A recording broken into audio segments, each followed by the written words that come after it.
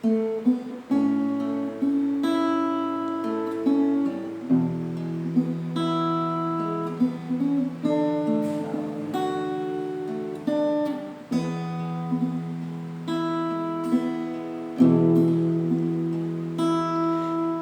สุดท้า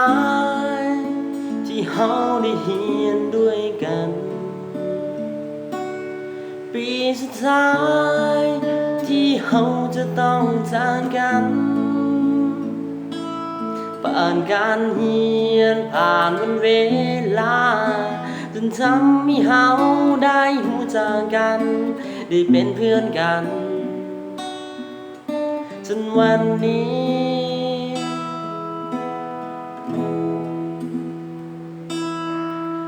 มาถึงม.7 ปีนี้ก็เลยห้องเพลงนี้แทนใจก่อนที่เฮาจะจากไปห่างกันให้ทุกคนจนจำในใจ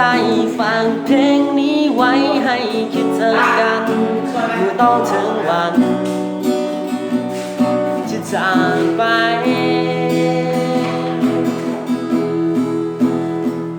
ก็เลยเขียนเพลงนี้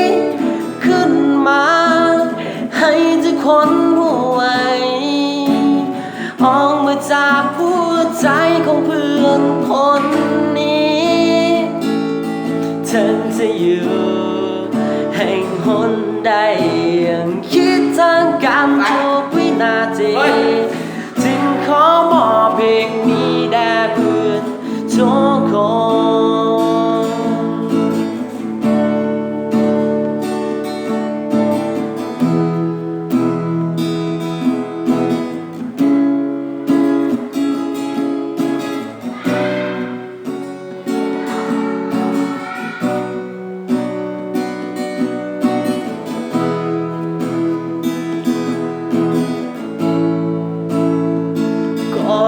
เขียนเพลงนี้ขึ้นมาให้ทุกคนรู้ไว้ออกมาจากหัวใจของเพื่อนคนนี้ถึงจะอยู่แห่งหนใดยังคิดถึงกันทุกวินาทีถึงขอมอบเพลงนี้แด่เพื่อนทุกคนสุดท้าย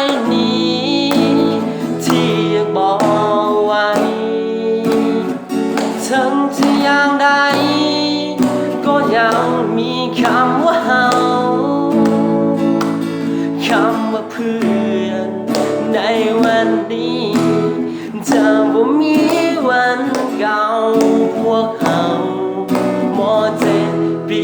สุดท้าย